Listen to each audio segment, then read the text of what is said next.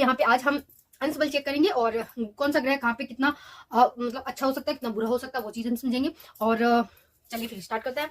तो अंश बल देखिए 0 से 6 तक होता है या 30 डिग्री तक होता है। तो 0 से 6 तक होता है ना, तब ये बाल्य अवस्था होती है, ठीक है। 6 से 12 तक किशोर अवस्था होती है, और 12 से 18 अंश तक युवावस्था, और 18 से 24 डिग्री तक वृद्धावस्था होती है, और 24 से 30 डिग्री तक मृत अवस्था, ठीक है। अभी देखिए इसमें सबसे जरूरी चीज ये है कि 18 मतलब 12 से 18 तक अगर कोई भी ग्रह होगा तो वो युवावस्था में होगा, यानी कि वो अपने पूर्ण रूप से फल देने के लिए मतलब है।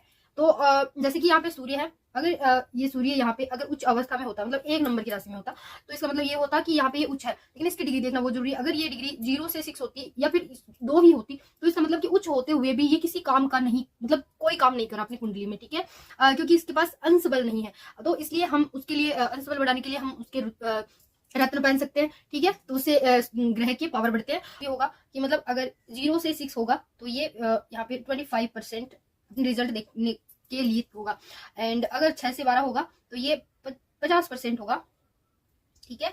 और अगर ये 12 से 18 होगा तो ये पूर्णतः 100% रिजल्ट देगा।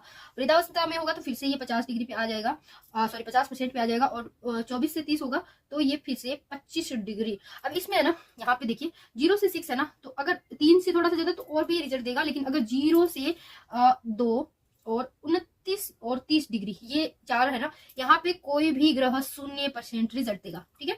बाकी में थोड़ा बहुत मान सकते हैं, लेकिन अगर इन 4 डिग्रियों में से कहीं कोई भी ग्रह है ना, तो वो 0% रिजल्ट देगा। तो यानी कि अगर मान लेते हैं कि ये कालपुरुष की कुंडली है और इसमें शुक्र है, वो यहाँ पे बैठा हुआ, और क्योंकि इस कुंडली के हिसाब से शुक्र मारक ग्रह है, तो अगर यहाँ पे शुक्र 1 या 2 डिग्री का होगा तो ये ग्रह को आपको छड़ने की जरूरत ही नहीं है, ठीक है। ये जैसा है वैसा ही रहने दो, क्योंकि ये वैसे भी कुछ काम नहीं कर रहा है ना तो इसको शांत करने की जरूरत है और ना इसको पावर देने की जरूरत है। पावर दोगे तो ज्यादा प्रॉब्लम होगी, अगर रत्न में धारण कर लिया तो उससे प्रॉब्लम हो सकती है। तो वो पहले किसी से कंसल्ट करके उसके बाद ही पहने।